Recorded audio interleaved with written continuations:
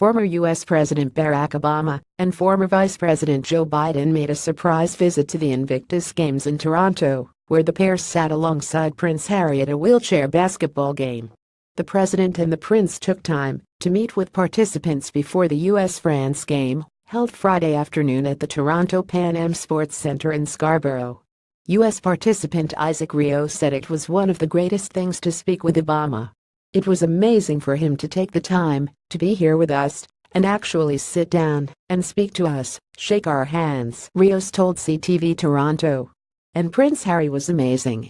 He came down there, very down to earth, gave us all hugs and joked around a little bit with us, got us amped up.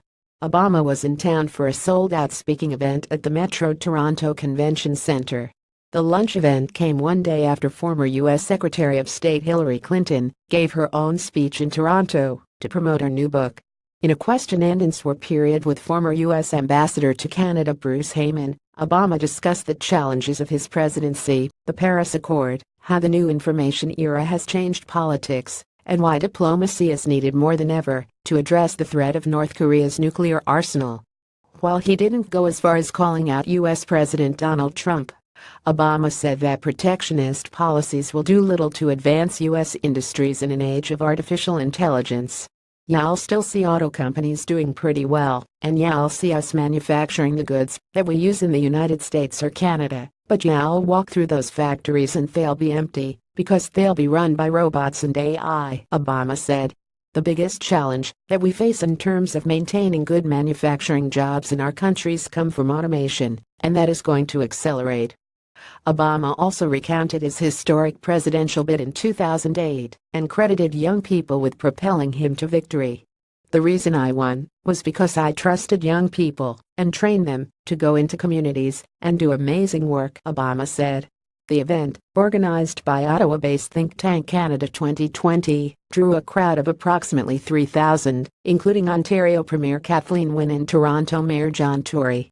Ontario NDP leader Andrea Horwath said it was interesting to see leaders from many political backgrounds in the audience.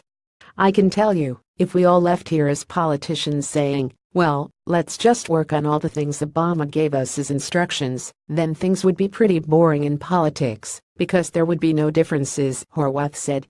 Tickets were sold for $1,000 each. Attendee Rosemary Mercury said she would have paid 5 times over for the chance to see Obama. "He epitomizes compromise.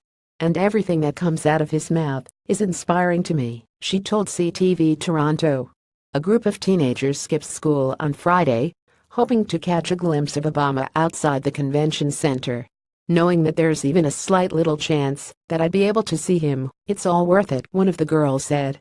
The speaking engagement marked Obama's second visit to Canada since leaving the White House.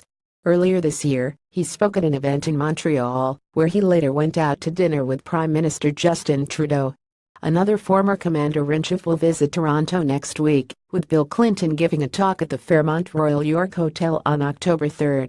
Obama's speech was closed to the media, but Canada 2020 tweeted excerpts of his comments.